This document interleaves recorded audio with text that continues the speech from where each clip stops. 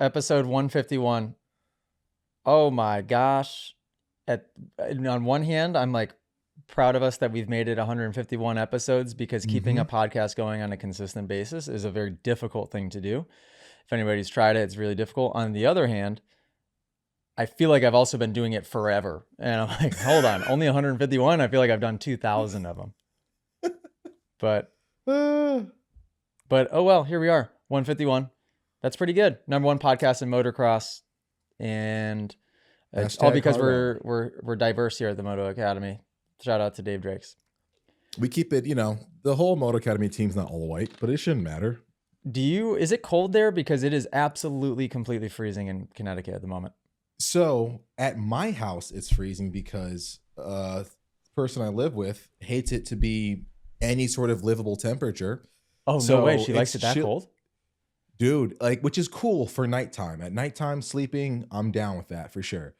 But dude, it's like Antarctica in here. It's like 105 outside. But inside my house is, I think we're at like low 60s, mid 60s inside the house.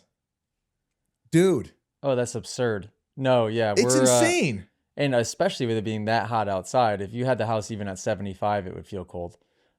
Dude. At least for me, our house, we keep it at 70. I want to say 75 downstairs, which is perfect. Mm-hmm.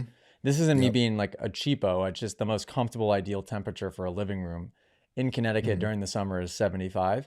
And then our sleeping temperature upstairs is 71. And it's perfect. I need high 60s. Most guys need high 60s, I feel like 67, I need 68. Like 60, 67, 68, dude. Mwah, yeah. Perfect. Anything like during the day, like bump that bad boy up, dude. We can be okay at 75. It's 100 and something degrees outside. We're solid, especially if I'm in the garage, like working on the bikes or filming or doing something. Dude, it could be 90 inside. I'd be like, man, it's really breezy in here, huh? Do you have an AC? You don't have an AC or anything in your garage yet, do you?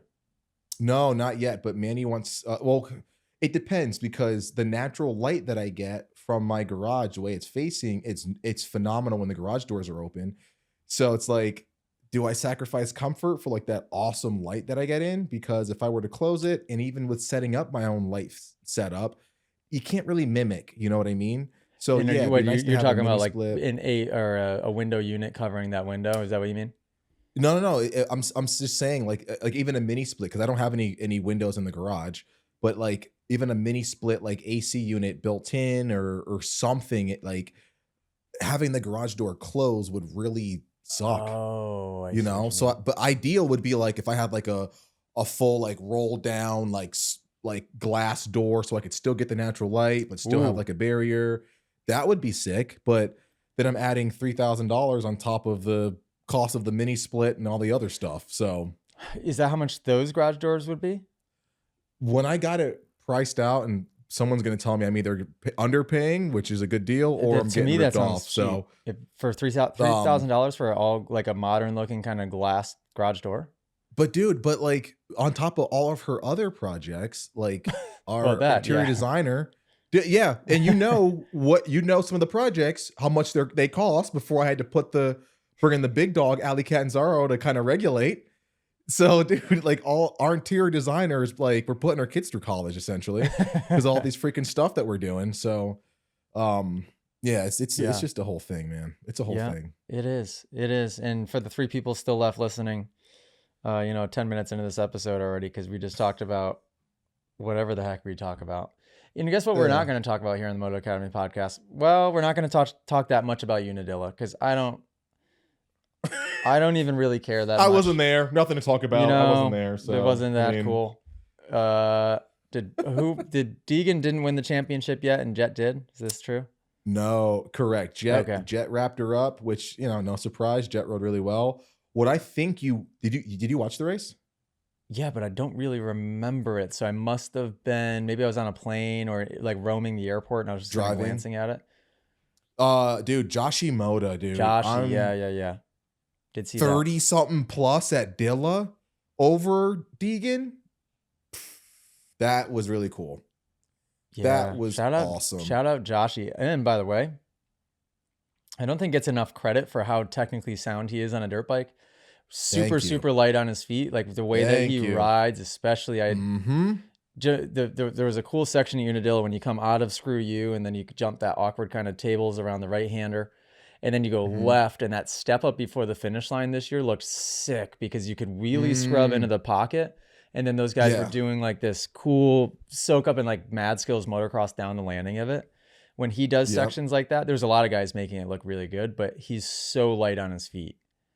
Super light on his feet. Was, to me, the best type of riders to watch are the guys that look very light on their feet. And that's another thing I want to talk to you about is, do you think the way that Josh rode with the light on his feet, really unique lines, really smooth, was one word that sticks out to me for that one. Do you think that same riding style would have translated into a really good finish for some other outdoor tracks, or was Unadilla mixed with his unique light on the feet riding equaled the 40 plus or 30 plus seconds, whatever it was, checkout on Deegan? I love how we went from calling him from his real name Joe to then calling him Joshy, and now we've abbreviated Joshy down to just Josh.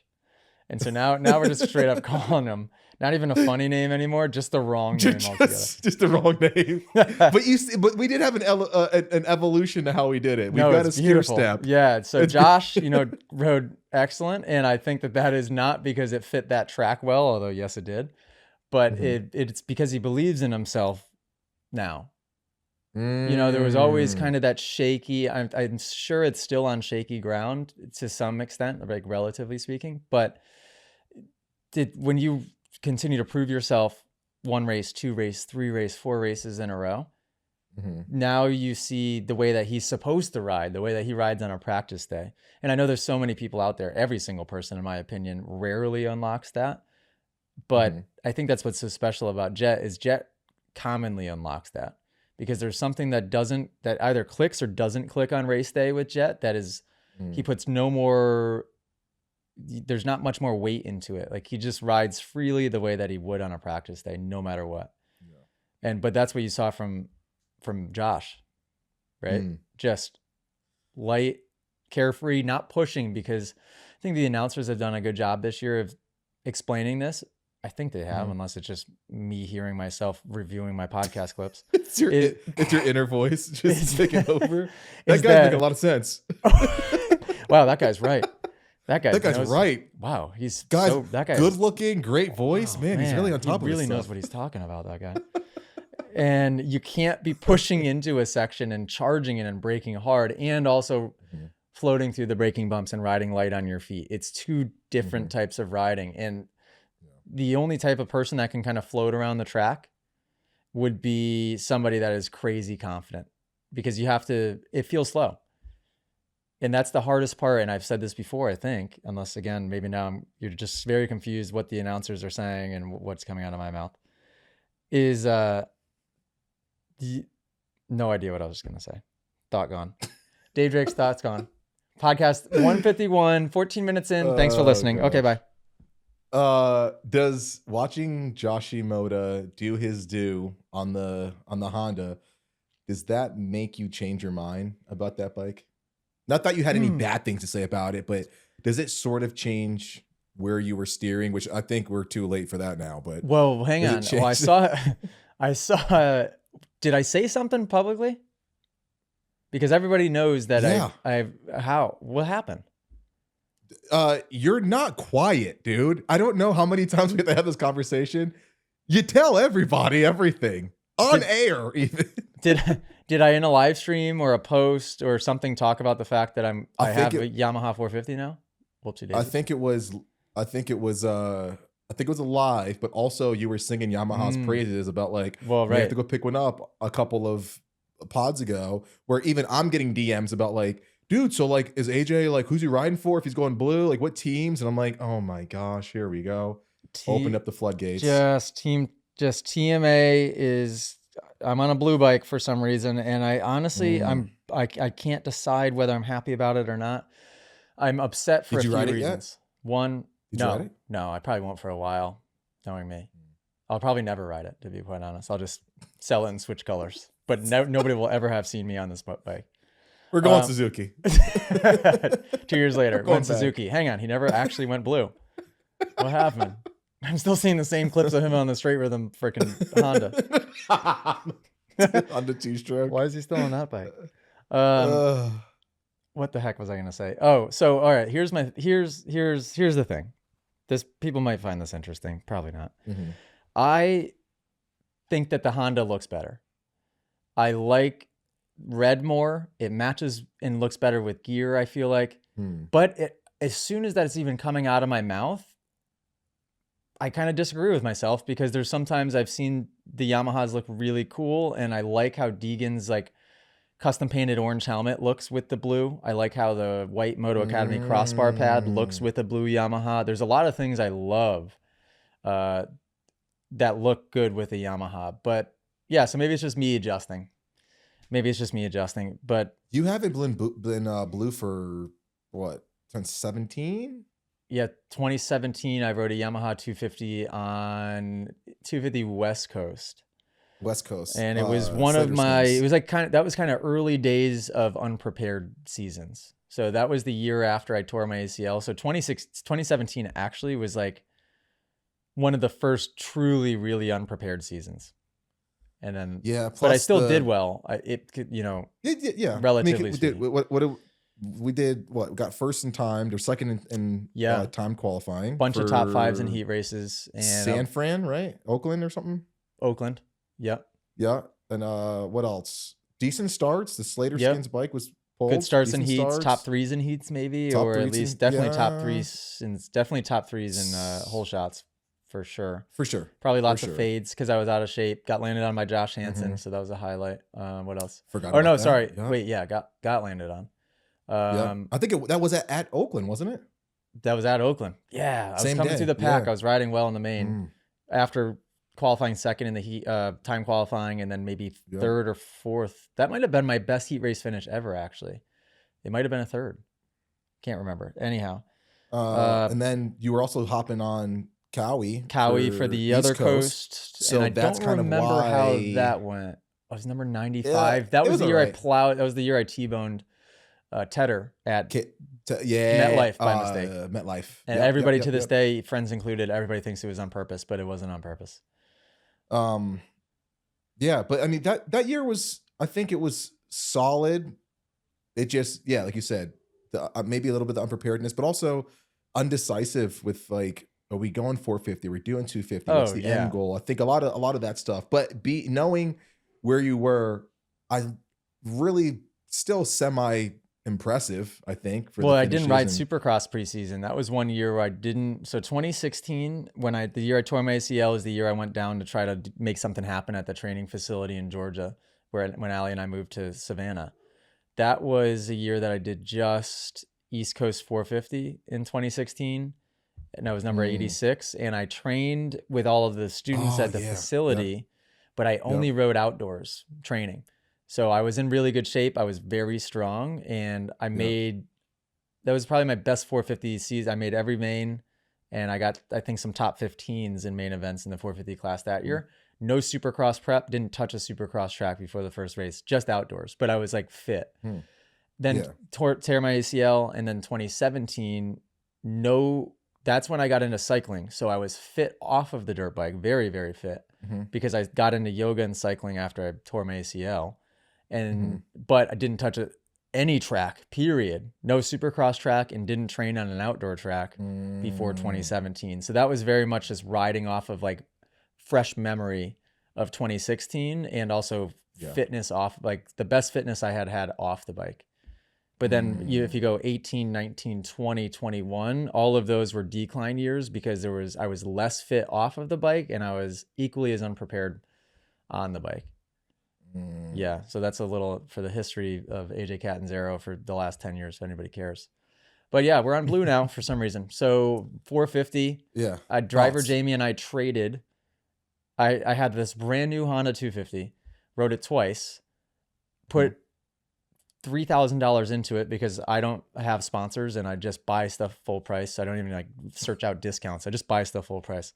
Just got a full Yosh exhaust. You've got like two people that you talk to a couple times a week sitting right here that have all of these codes for you to save. You're like, nah. You know what?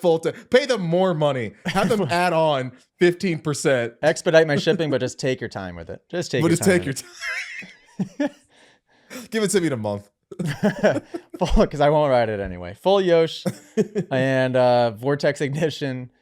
Rode it once. It wasn't right. There was still something wrong with the ignition. So Todd at TLR said, hey, there's like I don't know if it was a recall or something went wrong with the software on the Vortex ignition. But I was kind of fed up with the bike at that point. I'm like, it's not really, it wasn't handling well, and it was very slow. So driver Jamie's like, hey, I have a brand new YZ450 that my son rode 3 times. Do you want to just trade for it? Yep. Get me on that YZ450. I need more power. I'm like Eli Tomac, Dave. Stock 450 is just not quite enough. We're just going to have to beat this thing up.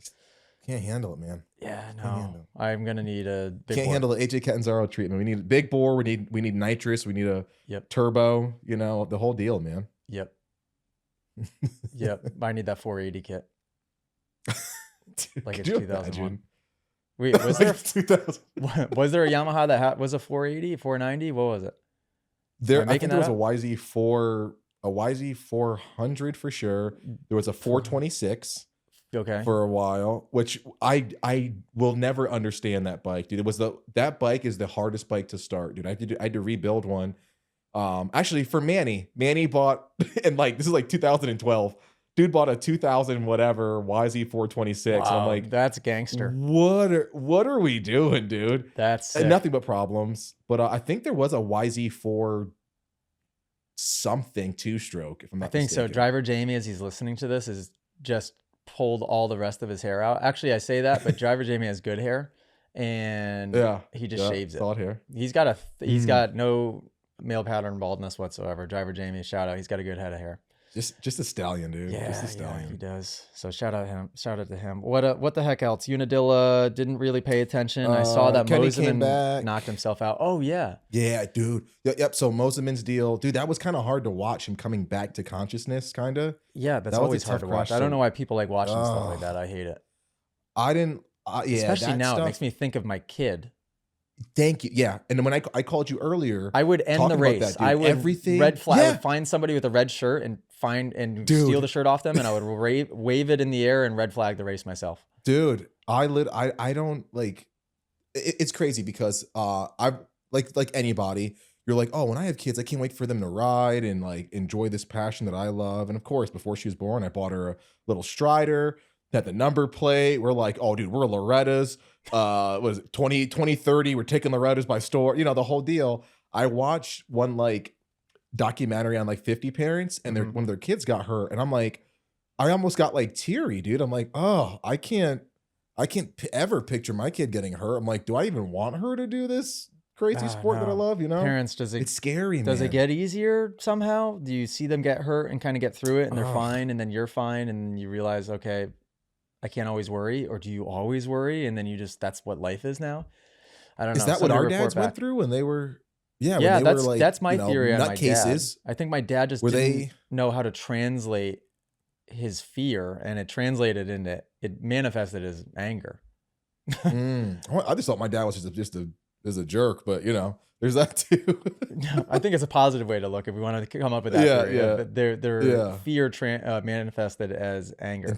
But I believe that because I think I've said it in the podcast before. I have since broken the habit of this, which was very hard for me to break. But I would get mad when Millie would hurt herself, or mad if Allie has hurt herself in the past, and it was because that's the behavior that my dad showed. And for me, I got to the root of it, and I realized that I was just worried. But the habit was that I would just display anger, right? So it was just a habit to reform. I think that's what my dad's was.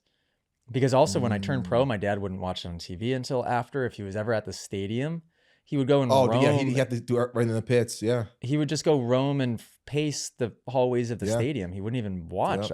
That's what people told me. Yeah. No, it's tough. So it's scary. I catch myself getting like more emotional lately. Like if I could like, you know, see a kid get hurt on the track and be like, that's a sport. It sucks, but you know, whatever, broken wrist, whatever. Now I'm like getting teary. I'm like, I don't even know this weird kid, dude. I don't I don't know them. Like, I got no ties to this weird white kid from, Nevada. Why am I crying? You know It's what I made me mean? such a Like, better teacher because I have actual yeah, empathy that now. empathy. Yeah, I didn't Yes, have yeah, that. dude. I didn't have that before. I still have very little, if you were to ask Allie, but I have it now a Mary little would say bit. the same thing. Like, yeah, yeah, dude, you got like no emotion. But no, dude, I feel it. Like all the kids that like I watch riding and stuff, man, and it's like, but it also, yeah, I get like sad and I worry, I'm like, I don't even know these people, but I worry for them. But it also, when they do have the highs and the excitement, I also feel the highs and excitement with them too. You know what I mean? I don't know if you feel that too, but like at summer camp, dude, like all of the kids that were crushing it, I felt like Yeah. Maeve was crushing it. I was like, oh, I'm so proud of them, dude. I'm like, wait, why am I proud of this kid I just met 2 days ago? But like, dude, me and the parents are hugging and we're high fiving. You got over the jump. We're excited. Yeah, So it's yeah, I that's don't know, empathy. man. It's actually putting yourself into their life situation, into their shoes. So that Yeah. 100%, and I love that too. And that's what Premix Papa is the best at, right? Premix Papa Mm, doesn't create fake uh boisterous excitement like that's yeah. shallow and not real. It's real because he's It's actually real. excited, and he's actually excited because Exactly. he's in your head feeling like what you're feeling. I mean, he's Hmm. very present in that way, right? Yeah. I think So Mitchell's similar too with like how it's definitely more subtle than Premix Papa. Premix Papa, dude, he wears his heart in his sleeve. yeah, He's not afraid to show his Mitchell has love. the empathy, is like Mitchell's, he relates to the struggles of that 12, yes, 13, 14 year old. It really seems like he he gels does. very, very well with them. Like he can And the kind of kids get were to their level and be patient, yes, and yeah.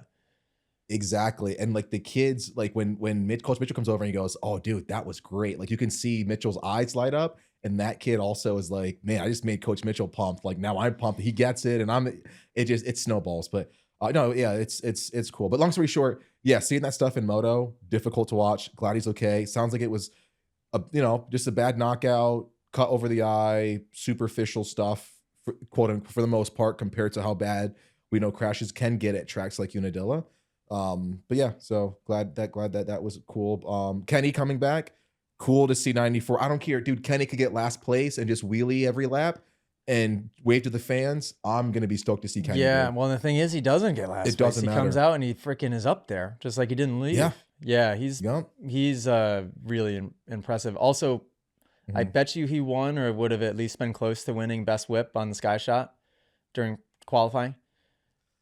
At least if I was judging, he would have been Kenny's in the top three. Who would you? This is an dude. important conversation. If we're gonna talk Unadilla, we've got to. Oh, By far, the most important part is who did the best whip on the Sky Shot. That's all I yeah, care about. so So I who's want on your this list? conversation. I'll tell you in 1 second. I want this conversation to lead in to our top 3 people who are throwing the dopest whips lately. Because I Oh, want to talk me, about and that. me. That's an easy top three. All right, Dylon. Dude, so you got to throw Kenny. Kenny Yeah. can get him. He has a cool whip too. He almost like holds it in like that middle portion, and like it's like not quite extension. I don't know how to put like Well, the Kenny's are textbook, but intangible also big. So like, big. if Yeah. I could describe a whip here, like Carmichael has a really good textbook whip. Like he could Yes. do it off of a 20-foot jump, and you're like, what the heck? How did Mhm. he just do a whip Yeah. like that on that jump?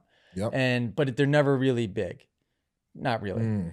Roxon can throw a big one, but it also looks traditional and textbook. He gets it kind of a little Yes. bit upside down, but he gets it really vertical at the end. He puts Yep. the edge of the seat really, really nicely, like in the pocket of his knee, or sometimes he'll even get Mhm. like lower than that, which is nice. Yeah. But he has like this elongation that he does too to like get it over, which when you catch a still frame, you're like, dude, there's something about his whips that just looks signature Kenny. Dude, Stu's whips, big and just filthy, dude. That guy can get a bike over. But for Unadilla, I'd have to say you got to put Roxon in the conversation. I think Barsha, anytime he's on Yeah, Barsha any can sort of good jump definitely face, throw a good. the Same thing with Barsha, thing, textbook, but jeez, also dude, more loose. much So, more loose. But and Barsha will go he's got crazy with a the feet. straight legging or the freaking like leg swag. Like when Barsha's throwing it, when that back end is like the bike's vertical up and down, and he's having to like stretch the legs out to bring it around and get a little bit of extra oomph around it. That one, those are the big Barsha ones. And who else would I say? can really throw one. We're gonna forget so many good names here. I'm so sorry. Hill's got a mean one, dude. I'm sorry. I don't even know if he's out there racing right now, but Justin Hill has one. Oh, Justin Hill. Yep. Those are the type of people that have like. That's why I'm surprised that Jet can whip, but not really. Yeah. He never practices it. Like, I think he does need to practice it a bit more. Jet, if you're listening to this, Hunter especially, just practice some whips. I know I heard the story where Ferrandis was trying to teach him how to do a knack or something, and he crashed. Hunter did. Oh. But wow. He picked the wrong instructor. Language translation issue. Issues. Yeah. Ferrandis, I could see Ferrandis being good at freestyle tricks. I could see that. But But yeah, we got to get good at whipping. We like the Ferrandis camp. Ferrandis camp is who nice. The heck else can throw a good whip? Oh, Forkner. Forkner can throw one. Yeah, definitely. Forkner can. Put it up. What about other young kids? I feel like it's a lost art a little bit. Deegan's got a solid one. Yeah, he's got a solid one. Lost art. I like that.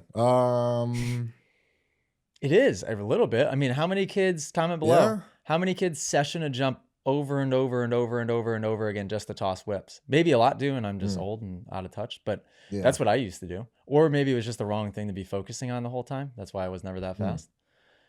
That could be why. What else? I'm trying to think. Who's got like one that is like, all these guys can throw a whip, but like who's got a really good memorable setup? Like, keep giving me top guys in the 450. Who's even up there? Sexton, we got Hunter, we got Sexton Jet, we got Tomac, we got Jay Coop, we got Cooper Webb, we got Malcolm, we got RJ Hampshire, we got Aaron Plessinger. Let's see, we got McElrath, we got Savachi, Dino. Yeah, Dean can throw a good whip. Cade, Morans. We're skipping so many good people. Harlan. Cody Shock probably can. Cody Shock. Yeah, Cody's got a solid one. Who else is fast in 250 class? Who's racing pro right now? I don't freaking know. I'm over this conversation. Unadilla happened. Tony asked me, he's like, hey, who won this weekend? He goes, did one of the brothers win? And I'm like, oh, the Lawrence brothers. I was like, Malcolm? The Alessis? Dude, he had no idea Alessi's been retired for like 15 years. He had absolutely no clue, dude. So yeah, we were talking. He was like one of the brothers. I'm like, yeah, I think Hunter got the overall or whatever it was, or Jet got the whatever it was. He's like, oh, okay. He goes, who won 250s? I'm like, oh, Joe Shimoda. He goes, who?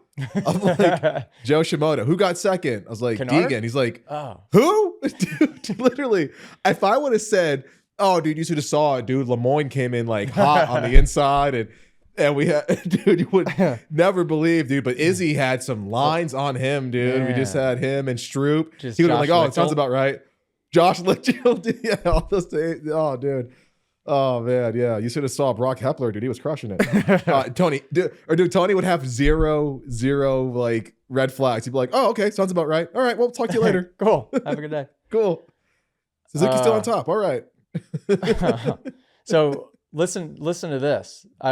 Speaking of, my mind just jumped back to this. Speaking of celebrating others' excitement, I just had class in Kentucky at a track called South Fork, not to be confused with the other South Fork, which is in Northern Virginia. Shout out our Vens and all of our South Forkians. The Kentucky one is home of Baugh 328. So shout out Baugh 328. And we had an amazing class, 2 days of class. First day, track was actually pretty prime both of the days, to be quite honest. But second day, I had 3 kids that got over this pretty darn big single the table type of setup where there was quite a bit of consequence if you were to case it. And the reaction of these kids when they cleared the jump was, I remember doing this too at Rocky Hill. I remember the first time I jumped the 105, I landed and just wide open, just fist pumping like I had just won a main event in Supercross. And these kids were just like that. Is that a real story? For me? For you, the 105? Yeah. Because I wish I could have Matt and Jenna right here next to me. AJ, when I hit the 105 for the first time, I think I threw my bike. Like, I think I pulled a Supercross like championship.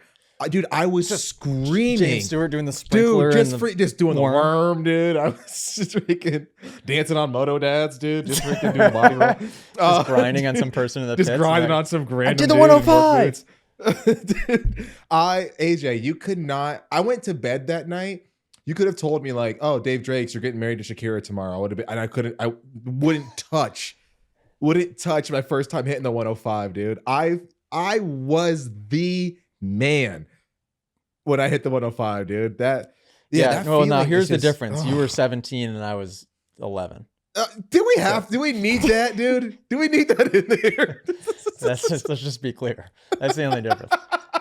But yeah, I was 3. You were. Have you had that feeling within the last few years? And I know maybe not on that level, but have you had that feeling as of late? Or no? Cycle Ranch. Whenever I went there, they have this massive uphill triple and then this massive uphill step up. And I've been feeling really out of it because of the injury I'm coming back from and just lack of seat time. And I was like, you know what? I used to be able to throw like the bike sideways off stuff like this, like I can at least do this jump. And when I hit it and like downsided perfectly, I had like a yes, nowhere near the 105, but I had like a all right, it was like one of those like Tiger Woods golf, I feel like I haven't had one. Now, do those only come with fear? Like what? I think when it's a challenge that I initially feel like it's daunting, but then I do it and I'm like, yes, I conquered that challenge. I do have what it takes to conquer the whatever. And it doesn't have to be fear. It's just like oh, dude, I can't seem to get my tire over or this, I can't get this tire tap, right? That inside rut's making me mess up.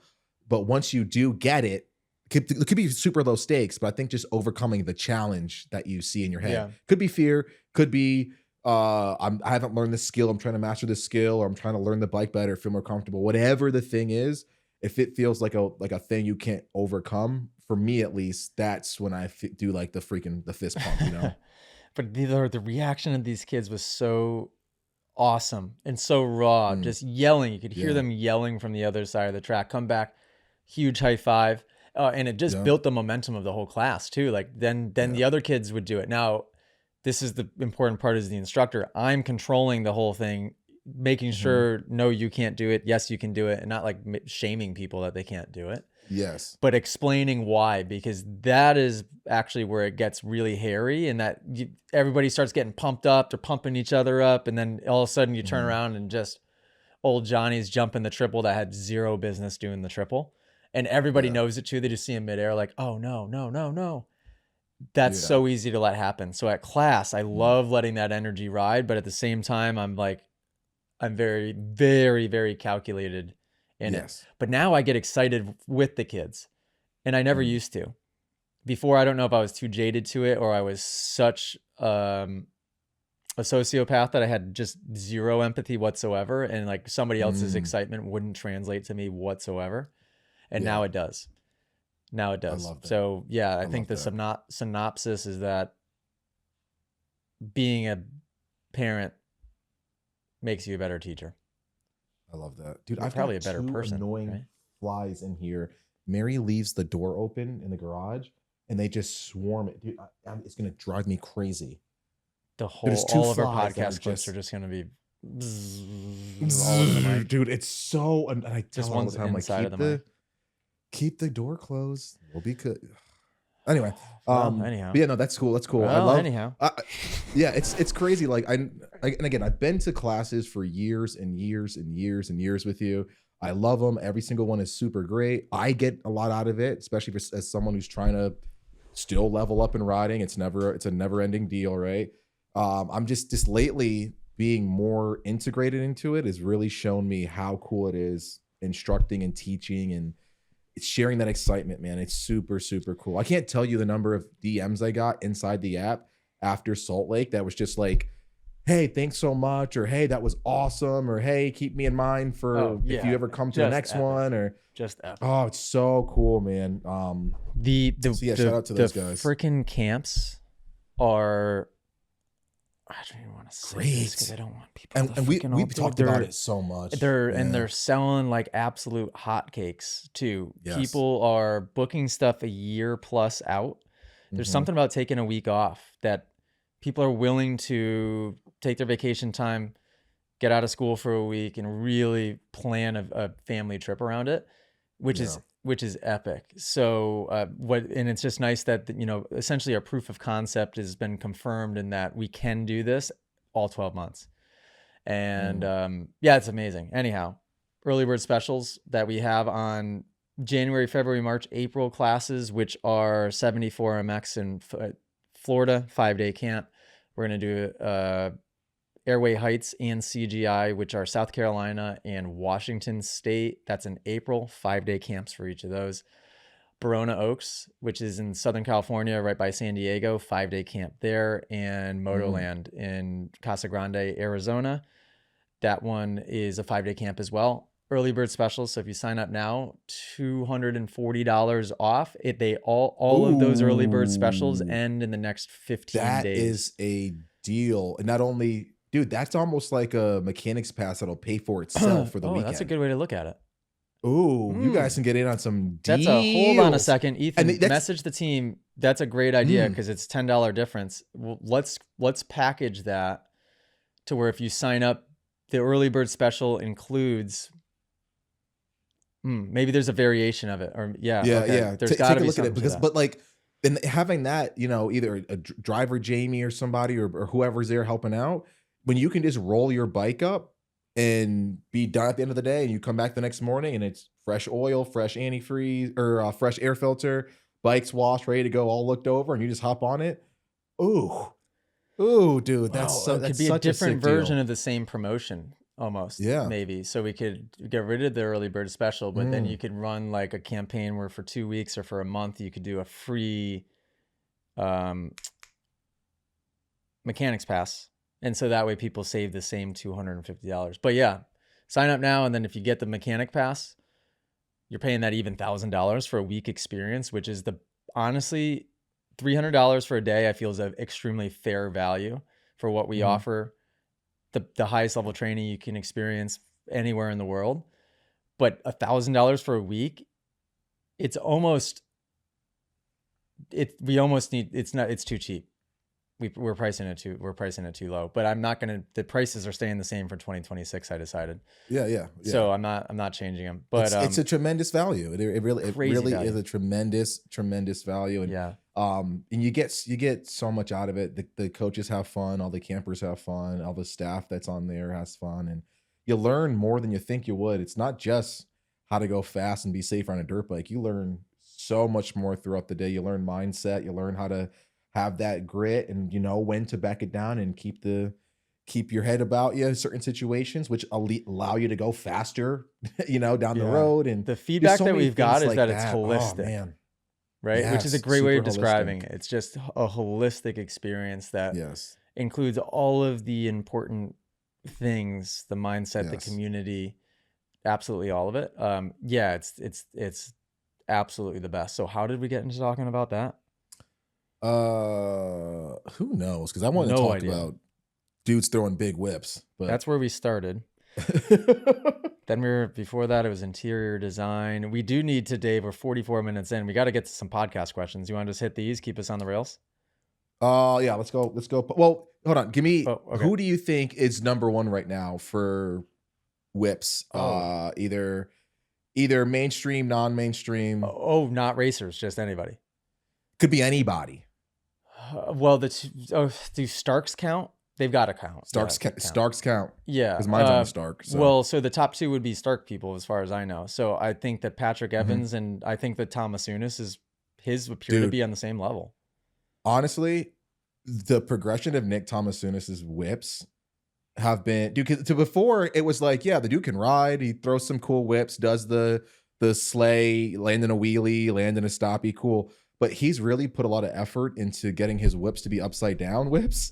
And his oppos are sick, his overs, like, and I'm like, man, I just, to see the progression, I'm like, dude, he's amazing. Yes, 100%. And what that is to me it's such obvious proof right in front of everybody's faces that it's not talent. It's a developed skill. Look at Patrick Evans. It's the same thing. He's not talented per se. He's not saying that these guys aren't talented. Before you go and cancel him again, and I didn't say Dave, that. Save me. So the collective had nothing to do with Dave. Is not to do. Plus, I have like 13 other riders besides him. Just so we're putting it out there. But also, he's not saying that these guys aren't talented. We are both fans. Me especially. They are very, very, very talented. AJ just saying it wasn't like a natural talent that he had out the womb. He had some dirt bike talent for sure, but he honed his skill to be even greater to where he is now. That's what AJ's saying. Please don't cut what he said. That's why this guy gets paid the big bucks. He's here to he's here to save us. Well, thank God. Whew. Thanks, Dave. Save you also little lawsuits from the blacks. We're here for a lot. But isn't it is just good because Patrick Evans, the way that he evolved in a pretty relatively short amount of time in just a few years. Yes. Went from like a really good whip to a ridiculous whip. And then Thomasounis's, that's how you say his last name, Thomasounis. How do you say plural Thomasounis? It can get confusing. Thomasuni. So his evolution was very quick too. Within 3 to 4 years, completely went from looking really good to like next level. It just that's dedication. I think that Nick, I'm pretty sure, has a setup at his house that he rides all the time. That's this doesn't come by chance, and it doesn't come from just talent. It's a developed skill set, and that's why I say it's a bit of a lost art, because I think there are a lot of people that kind of bypass a lot of the bike skill type of work that was so prevalent in, well, at least my life when I was growing up on a dirt bike. Yeah. Thank God, because I think that's what's made me a good teacher too, is I do have a lot of bike skill. Yeah. And not talent. I have a lot of bike skill. You bring up a good point. I can't remember the last time I sessioned something like a whip or a corner and just done work on that one thing. Oh yeah. Like I can't think of I remember, dude, when we had Moto Town, I was practicing whips like crazy, dude. I actually, believe it or not, I used to be able to scrub and whip and do all the stuff I needed to do. Once that place went out you've seen my whips and scrubs now. Ugly, dude, at best. I'd say dangerous. I would go on the limb and say not necessary, dangerous. I should stop. Dangerous. But dude, when I was able to do them regularly in session, and dude, it mattered. And not only that skill taught me what to do if the bike gets away from me a little bit, or if I move my body this way, the bike does this, so I can kind of counteract a kicker lip or something off the face of a of a jump or something, or a cupped out section, or just different hand positions on the bars. It just made me a stronger rider at the core, and all this different stuff, man, that I wish I could get back to doing stuff like that. I learned my first saran wrap at Moto Town. And that was a trick that I had for dude. I was like, oh my gosh, through the bars. Saran wrap. For those that don't know, that's a one-legged bar hop through the handlebars, let go of the hand, wrap it around, saran wrap. I learned those on a 65 at Moto Town. And I had them on lock for like 3 years, and I've been terrified to do one ever since. Yeah, man, the freestyle tricks that I have tried that don't make any sense. I used to do some scary. Wait, but why saran wrap, dude? Why the saran wrap? Because I just wanted to do every trick that I could possibly do. I did bar hops, which were very scary because not having freestyle bars to try and do a bar hop was dangerous. I remember I could do double heel clickers to like real double heel clickers, heel click down to the foot pegs. To me, those are cool. Those are cool. I could do those on like kind of relatively small jumps. Like I could do that on the 105, no problem. I think I've done a triple before, which I saw Pastrana do in some video. Off what jump? Try that. I don't know if it was a 75-foot ramp to dirt or if it was a bigger ramp to dirt. Must have been like a super kicker type setup, but. Anyhow, what the heck were we just going to talk about? Whips. Whips. Learn skill. Learn skill. Bike skill. doing sessioning, doing stuff like that helps you to have better. Oh man, I had a thought and it has escaped me. Second time this podcast. Anyway, but yeah, anyhow. That's my throw in for like Nick Thomasounis. We're fans. If you want to invite me and AJ out to learn how to do whips with you, because so I said my two, or do you have different people, or are those your two as well? No, those are my two, dude. Their whips are insane. I mean, obviously Slay has a sick whip. Oh, duh. Taka has an insane. I'm a big Taka fan, dude. His work on the bike, dude, is just outrageous. Plus, he's one of the only dudes still rocking the 2-stroke. So, you know what I wanted to do? I wanted to give a shout out to the FMX Legends boys. Have you seen that community that they've set up with freestyle and how they're teaching people freestyle and essentially not just the tricks, which they are doing that, but they're helping people essentially like with a roadmap of, this is how you can create a career. You can go to these promoters and at these shows at these locations. These are good promoters. These are bad promoters. So they're creating a roadmap, which is really cool. Wow. So yeah, okay. I got a chance to speak with Adam Jones, who is the co-founder, along with, gosh darn it, he's not from the US. He rode a KTM. He was extremely good, has double flips. Do you know freestyle people's names? I'm trying to think of who you're talking about. Why do I want to say it's Levi something? Oh, man. Come on. Anyhow, I got a chance to talk with Adam Jones on the phone a couple of times, rad, I think. By the way, super rad. Super cool guy. And also somebody that I looked up to a lot because he was sort of at the tail end of the OG era, right? Yeah. He was when I was watching all of the guys, and I was big into watching freestyle at one point, and super, super nice guy, and was just inspired by the Moto Academy and wanted to figure out how he could do his version for the freestyle community. So we'll definitely, I totally, because I don't use freaking social media, the stuff floats off my radar so easy. They're a group that I would love to do a collaboration with, and I think it'd be fun because we could go there as a team and learn some freestyle tricks in a safe way. And that would be the content, right? And then we could get those guys on moto tracks, and it would be an organic collaboration. But I just wanted to give them a shout out while we were on the topic of saran wraps. So I love that. I want to make it my goal to have solid scrubs and whips again, dude. Because it's killing me to not have that. I want that to be my goal. And AJ, hold me to it. Maybe I'll fly home and we'll just ride for a week or something. And you need a good jump too. That's the hard part. It's like if you go to New England, you go to Winchester, even, let's say, there's not a good jump to practice whips on at Winchester. No, and that's not at MX23, not at 508. None of these local tracks have like good whip jumps, which is unfortunate. We need some good whip jumps. There might be something in existence in the near future that will facilitate good whip jumps. That's all I'm going to say. Gosh darn it, because I can't spill more secrets, Dave. Please stop. Yep, we're going to cut them off right there. Okay. Yeah. Let's get into some anyhow, podcast questions. And, let's go. These, by the way, these are podcast questions that people submit inside of the Moto Academy app, which has been absolutely popping off. Higher engagement, less churn rate. So when you have a business that is a subscription, the first thing you'll realize is you have to just tirelessly outpace your churn rate. And we have a very, very low churn rate, which means that people aren't leaving when they come. So thank you guys. And these are questions from our app people. So get in the app, people. Go to themotoacademy.com and subscribe if you aren't in there already. I don't know. Is it bad that I could just call it the app? Is it too vague? Can I just say the community? Is saying the community too vague? Yeah. And should I say the app? Say community? The app. Say the app. Yeah. Yeah. I was even. Dude, this is funny.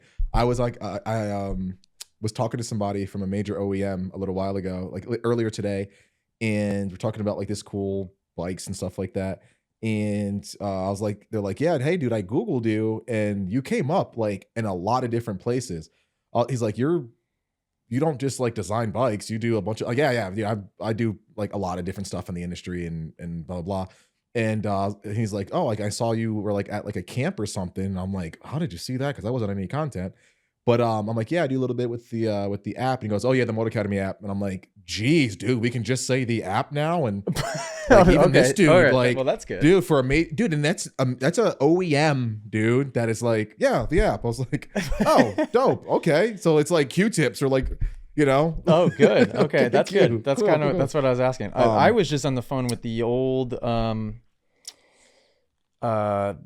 president of or CEO or something of KTM North America. Oh, nice. Okay. The other day, forget his name. Mhm. Really nice guy. And Mhm. Allie knew I was on that phone call because she heard part of it. Mhm. And it was an interesting phone call. It was a good phone call. It was, well, yeah, it was a cool, good phone call. But then Allie was like, "Hey, what was the latest?" I'm like, "Oh, I don't know. I didn't follow up." And she's like, "What do you mean? Why didn't you follow up?" I'm like, I don't know. I didn't feel like it." And she goes, "AJ, come on."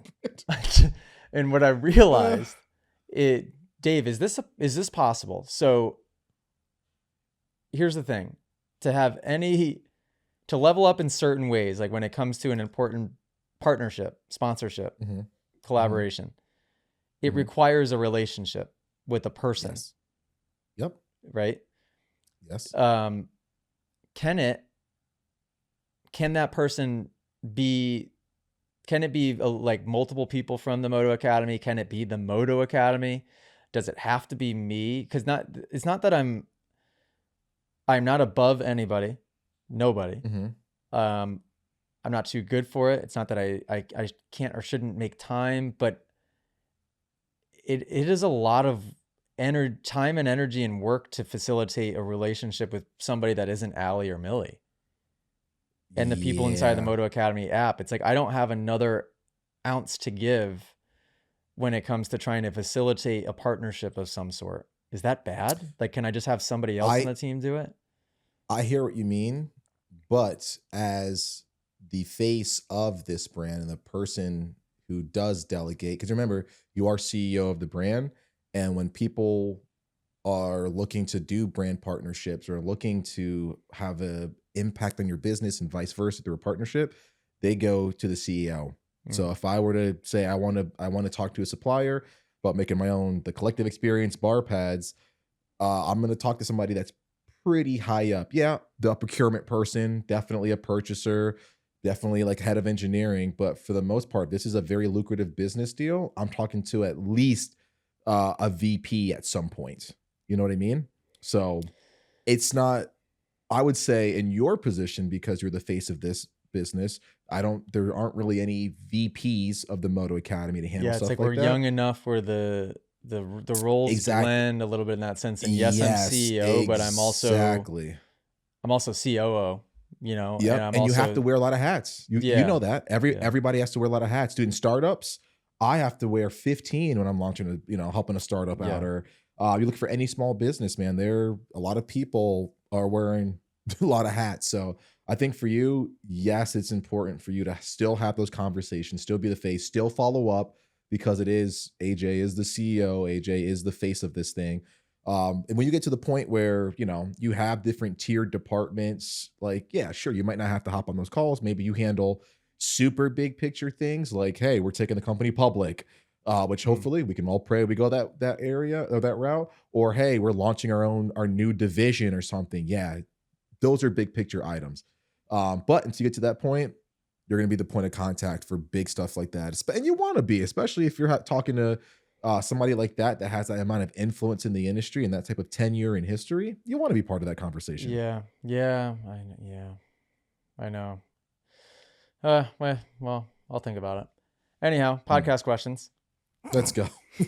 I'll think about it. Who is this? 1 hour exactly. Roger who? Roger DeCoster? Oh, no, we're good. Thank you. No, thank you. Thanks. We don't want any. Come on, take me off your call list. Take me off the call. No, thank you, Big James Stewart. Sorry, I'll talk to you later. No. See ya. Take me off your call list. Please wait. At some point, we have to do that, dude, with like a prominent person, dude. That'd be such funny content to make. Dave Prater. Is this Miss Dave Prater? Is this Mr. Coombs? Dave Prater? This is. Can you please, just for the love of God, just take me off your call list? Take me off your call list. Please, Mr. Coombs, just take me out to Please, college. Mr. Coombs. Who is Oh, Eli wow. Tomac? No, That thank you. is- Don't want any. No, thank you. No, just Deegan, you want to do a class with us? No, please, just get me off the call. Just list. take me.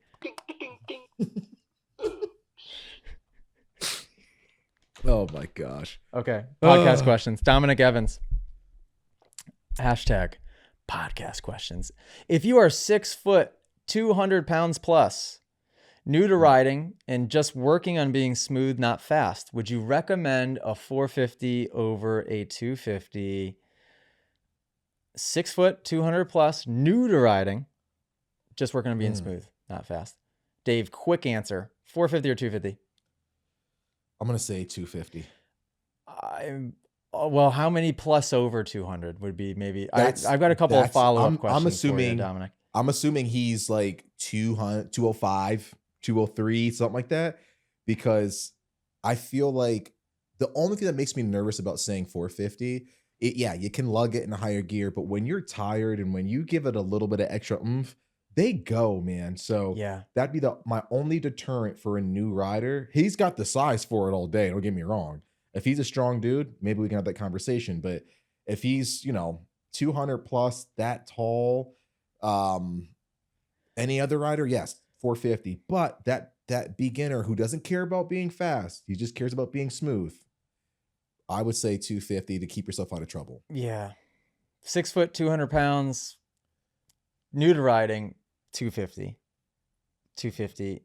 The exceptions there would be, how new to riding are you? Are you calculated enough to where you can really, really respect the crap out of it, absolutely no matter what? Or how heavy are you? Are you 280 pounds? And do you need a 450 to kind of have any enjoyment in riding? Then yes, maybe. But I just had an incident at class day 2 where a fine gentleman, he was 60, I believe, showed up on a 450. Shouldn't have been on a 450. Not even close, because he had the right mentality too, just trying to learn, but it was like, it was just it wasn't the right match. Dominic, send me more details. I want to know weight, I want to know age, and I want to know how new to riding, and I'll get more specific for you. Good question. Max Newman, what is a better bike to move up to from? I like the bike questions because they're cool, and we can be really helpful in that sense. Max Newman, what is a better bike to move up to from a Super Mini, a 125 or a 250F? The age-old question. Well, you know what, Max? As long as it's not Dave Drake's 2006 or 5 KX125, then you might be okay. Again, hey, we all not everybody can ride Lightning. It's okay. Well, the video that you sent, Dave, that was me on that 125. Was that I it? freaking rear-ended somebody into a corner and crashed, and I was probably so happy because at that point I was probably like, "Thank God, my race is over. Just get me off this thing." I was so happy. I probably did it on purpose. Just sabotage my race because I knew that. Thank goodness, my race is over. I hate this bike. Oh man, I really did. Thank goodness, I really did. So Max, I rode a 125 for all of that one race, and it was Dave Drake's, believe it or not, his 125 that he sold me, and I hated it so much that I told my dad to sell it and then get me 250Fs. So I went straight to 250Fs. Now, the same questions I would ask: how old are you? How much experience do you have? How tall are you? And how much do you weigh? And I can get more specific, because it is very case by case. And I'd recommend anybody that's listening to this on socials, in the app, any of it, get in the app and send me a message before you go and spend however much money bikes cost, $10,000 potentially, and make the wrong decision, because it's a bummer when that happens, and it's very unsafe. And it can just waste time. So I really believe that if you get me all of the details, and I'll ask a lot of questions to get that background, I can get you very close and help you with that roadmap. That's what our community is. AJ, you're going to hate me, but I'm going to have to kind of disagree. And I'll tell you why. Okay. I think everybody, if it comes off of 85 Super Minis, unless you are somebody who is the elite of the elite, like the 1%, where you are winning super minis at Loretta's and minios, and your super mini is lights out fast, can keep up with 250Fs and all this other stuff. If you're the AJ Catanzaros, the Eli Tomacs, the ACs, and you're basically already riding on 125. So I'd say, yeah, those guys are okay too. For the rest of us, 99.999% of people, I feel that every person should move to a 125. And I'll say that because going from an 85 or super mini up to a big bike, you're changing wheel size, you're changing chassis size, you're changing chassis characteristics, you're changing engine displacement. Now, not only that, you're changing from a 2-stroke to a 4-stroke. And the biggest thing to get used to, say it all with me, engine brake, weight of a bike. You don't ride them the same. You don't shift the same. Mom and dad's wallets are going to be a lot more empty because 4-strokes take a lot more to make, as competitive as you want them to be given your class. I'll say that. Pipes are more expensive than 2-stroke pipes. Suspension, pretty much a wash. But if you want to do mod motors and all that, it's a lot of money. And God forbid one blows up and not many people can work on 4-strokes. Mom and dad can't use the same tools they were using to do Johnny and Jane's little reed cage and a little piston. You need to learn how to time ahead. Some big boy stuff. So there's so many variables where I say a 125, not that much different from your super mini. You can get used to bigger wheels, bigger chassis, a little bit more weight, a little bit different of chassis compliance.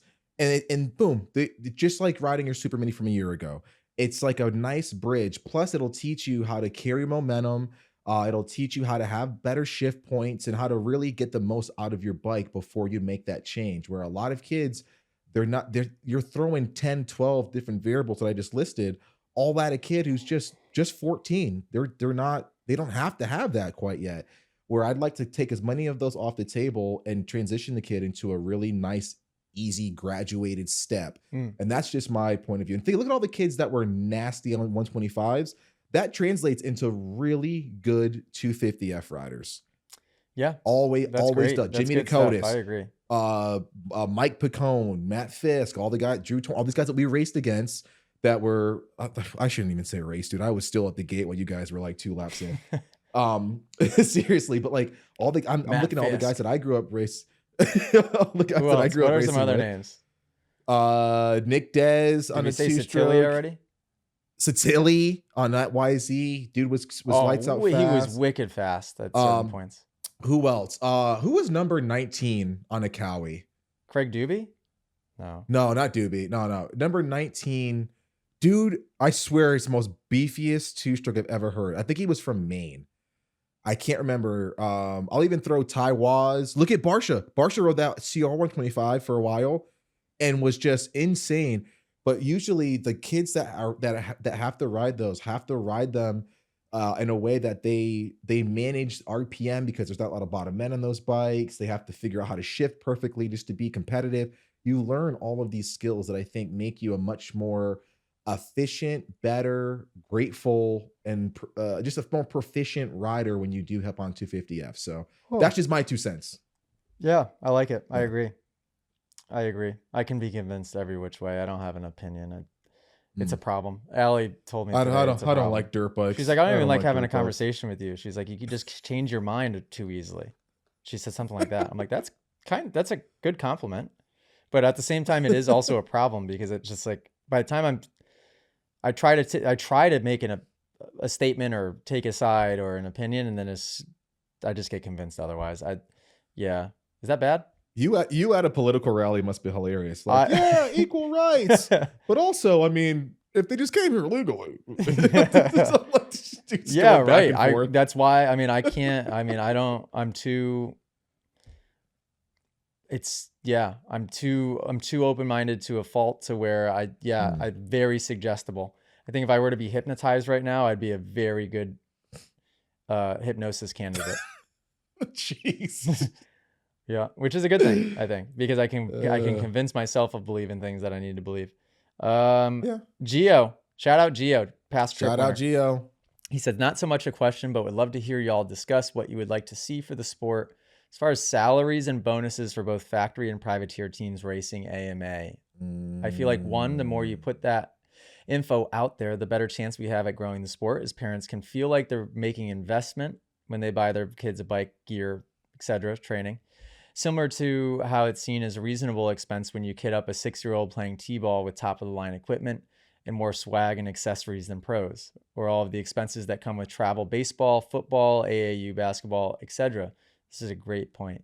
And 2, I feel as though our sport might be shooting itself in the foot by not discussing pay 100% as openly as other pro sports, similar to how some employers erroneously make their employees feel like discussing their pay amongst themselves is illegal. There's probably something to be said about riders being able to freely discuss their pay.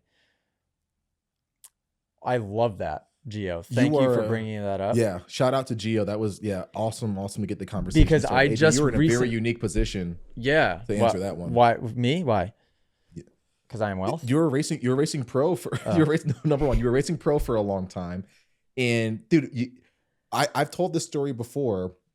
Like, one of the reasons why I got the collective off the ground was like, I was in college. You support the riders. Yeah, I was in college. You were, I think it was the first year they ever went to MetLife, and I was walking the track with you, doing something with Billy, filming or doing something that you guys have planned. And we were talking, you're like, dude, I don't know how I'm going to make it work for next week. And I'm like, what do you mean, dude? Like, pro rider, what are you talking about? And you were like, dude, we're all broke. And I'm like, naive. And it's crazy because like, you were so close to it, but yet you didn't know. I was so close to it, but still didn't know exactly. And I was like, man, I just assumed, you know what I mean? And that was one of the, kick in the pants that I needed to get the collective off the ground to help out buddies. And it grew so much. But, it's crazy. I feel like you've seen the worst of the worst. There, again, we joke about it, but there were times when like one person would get a hotel room and we were so grateful that we had a place just to like, that wasn't a car to sleep for a race. Right. And now you get to see the other end of it where you're able to be a blessing for other privateers or riders or staff or whatever that was in that position. So I feel like you have a unique look at a full scope of the spectrum. Yeah. Well, and so like, what are your thoughts? The biggest problem was that it was very, very difficult for me to create any knowledge about what to expect. How much could I make doing this? Can I make money doing this? Is there a career here? And that Gio has a very great point in that if nobody's talking about it, then how the heck are people supposed to be groomed into a sport at a young age? Like they would for any other sport, for anybody to want to chase the path if they don't know how much money that they can possibly be compensated to do the job. I think that this is appropriate timing for this question because I just saw that Jet recently signed the biggest 450 deal. And what they said is that it was 5 years, $15 million, which that's not very good. Now, is that $15 million a year? I would say no, probably not. It was either spread. It was probably 3 million a year for the 5 years, or it was 5 million a year for 3 years. But no, I think it was 5 years. I think it was 15 over 3. So over 5 million a year. I think, don't quote me. Correct me if I'm wrong, people out there in the comments. I mean, either way, to me sounds too low. Yeah, I would say for who Jet is and what he's doing, I would say so. And if you follow the rate of inflation, Ricky was getting that in what? Oh, and this is before the Ricky that we know now. This is Ricky coming off of Honda going to Suzuki kind of deal. You know what I mean? So Ricky was getting that. James getting stuff like that. Reed getting stuff like that. Well, yeah, so, if you consider like a $1 million championship win bonus, it's been $1 million for a long time. I want to say at least 15 plus years. That doesn't match the rate of inflation, not even freaking close. So, but I think everybody should talk about how much money they make all the time. It just, is Maeve good over there? She's hanging out with grandma and Mary, so I think she's just she's teething. She's having a fussy time, man. But then that's one of the things where like you can't help them, which sucks. I know. Oh, it's so miserable, man. I know. She's been home. Give her the boob is really the best bet. then the only hope. And that's all we can do, dude. And poor Mary, dude, because she's looking at me like, help me. And I'm like, buddy, trust me, what I can offer you, she don't want. Like, dude, it's the I'm like, I wish I could. All I can do is just keep you happy and fed. Let me keep bringing you midnight snacks and water. It's tough. We're pretty rendered useless at certain points. I mean, we really are. Yeah. But Gio, we are so useless. Back to the question / point. Yeah, the only reason I struggle to, I've started talking a little bit less publicly about any, and not specific about any amount of money that I make, and it's more so because it becomes an issue with employees, is what it becomes. But if you're an athlete, why can't every single athlete say how much the money they make? I mean, that's insanity. And whether it's a small amount or a big amount, at least then people have some freaking clue. Yeah. Yep. Right. For sure. Yeah. And exactly. When I heard the jet numbers, and it keeps the market, everybody rises. You know what I mean? Yeah. Like think if everybody in the 450 shared, now they'd be like, oh, well, someone's making this one, so it's a fair wage for me to get this. And then this guy would be like, well, he got that, so it's a fair wage for me to get this. And it would raise everybody up. And yeah, it's going to have its adverse effects for certain areas. Don't get me wrong. I'm not saying it won't. But for the most part, it keeps everybody transparent at a certain level.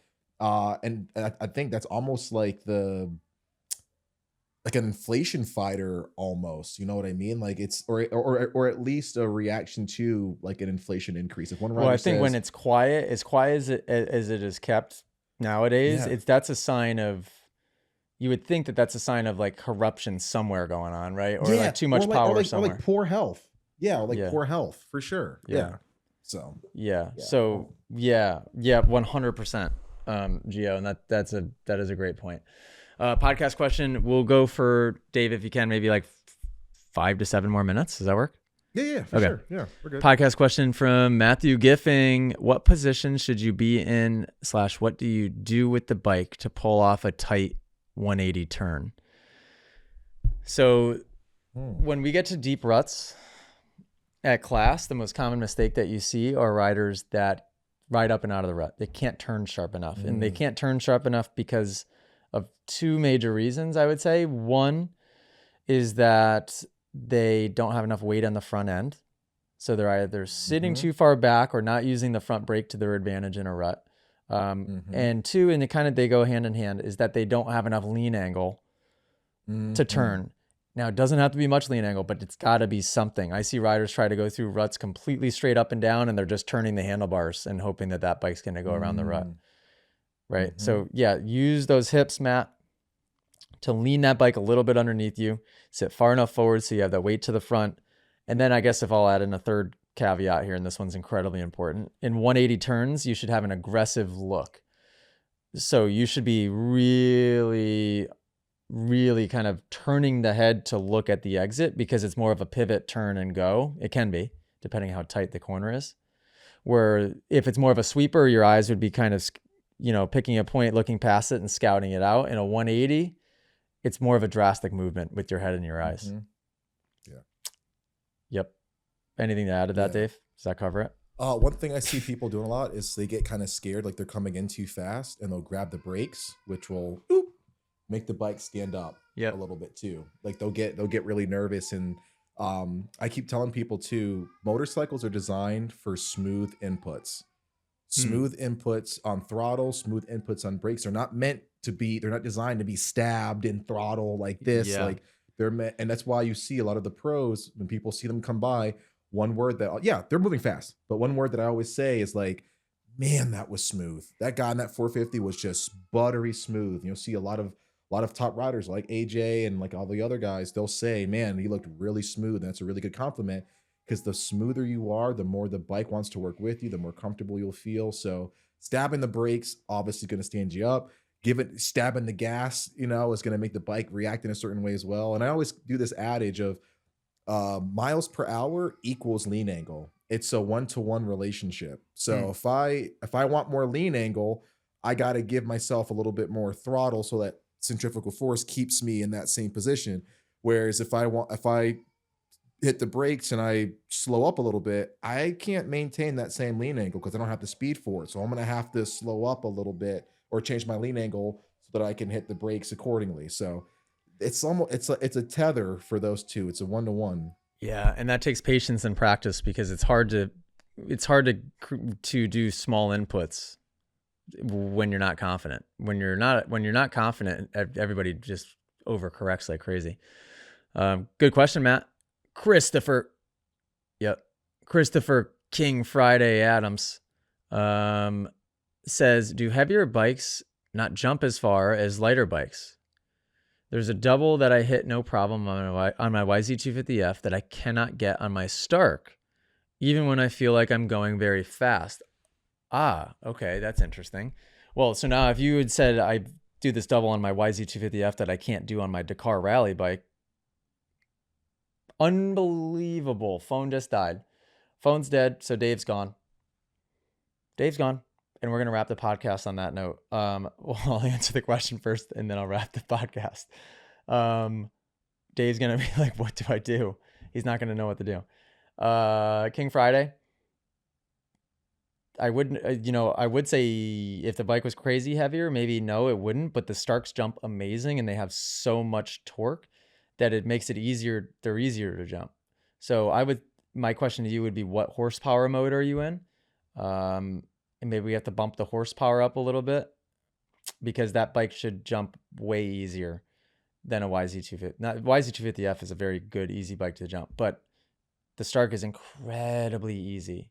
The other factor maybe could be, is it super dry and dusty and you're just getting a ton of wheel spin on the Stark? There's potential there too.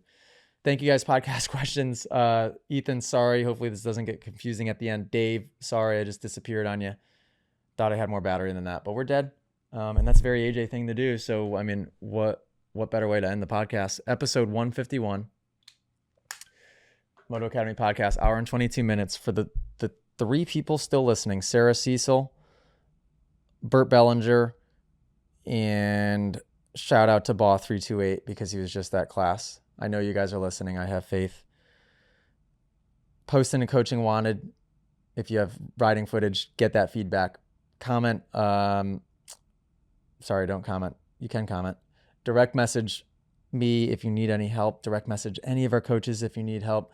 We're now booking sessions, 20-minute calls with myself, just for mastermind people for now. So get in that mastermind tier if you want to have 20-minute calls with me. But for the community, we're booking 20-minute calls with Coach Ty, Coach Alessandro, Coach Mitchell, and driver Jamie. So go book those. When you see them live, it's first come, first serve. So whoever books that spot snags it. Keep your eyes peeled because that's a pretty cool feature. Ton of value added to the app that is already stupid value. Thank you guys. Very grateful. That's all. Toodaloo.